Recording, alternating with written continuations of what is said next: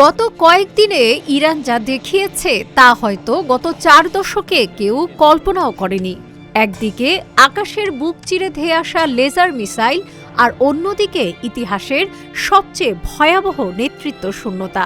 কিন্তু এই যুদ্ধ কি কেবল কামানের গর্জনের, নাকি পর্দার আড়ালে লুকিয়ে আছে অন্য কোনো জটিল সমীকরণ? 28শে ফেব্রুয়ারি শুরু হয় আমেরিকার অপারেশন এপিক ফিউরি। কয়েক ঘন্টার ব্যবধানে থমকে যায় ইরানের শাসন ব্যবস্থা। খবর আসে supreme leader Ayatollah Ali Khamenei নিহত বা নিখোঁজ। দেশটির 47 বছরের ইতিহাসে এই প্রথম কোনো একক নেতা নেই। বর্তমানে তেহরান শাসন করছে 3 সদস্যের এক রুলিং কাউন্সিল, কিন্তু পর্দার আড়ালে চলছে গৃহযুদ্ধের পদধ্বনি। একদিকে প্রেসিডেন্ট পেজেশকিয়ানের সমঝোতার চেষ্টা, অন্যদিকে আইআরজিসির কট্টরপন্থীদের মরণপণ লড়াই। ফলে ইরান এখন এক দ্বিখণ্ডিত দেশ। যুদ্ধের সবচেয়ে বিতর্কিত হাতিয়ার হল এআই। মার্কিন বাহিনী ক্লড এআই ব্যবহার করে যুদ্ধের প্রথম 24 ঘন্টায় 1000-এর বেশি টার্গেট ধ্বংস করেছে। যে কাজ করতে মানুষের মাসের পর মাস লাগত, এআই তা করেছে কয়েক মিনিটে।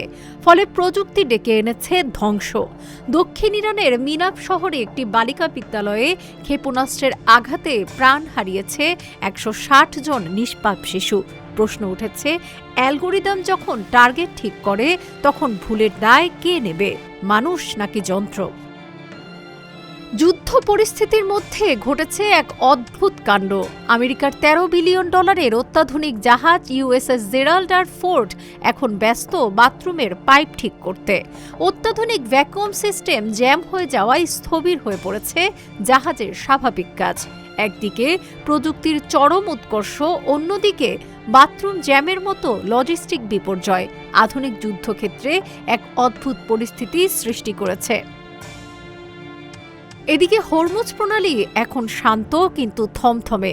তেলের বাজার থেকে শুরু করে সাধারণ মানুষের রান্নাঘর, সবখানে লেগেছে আগুনের আঁচ, যার ছোঁয়া লেগেছে বাংলাদেশেও।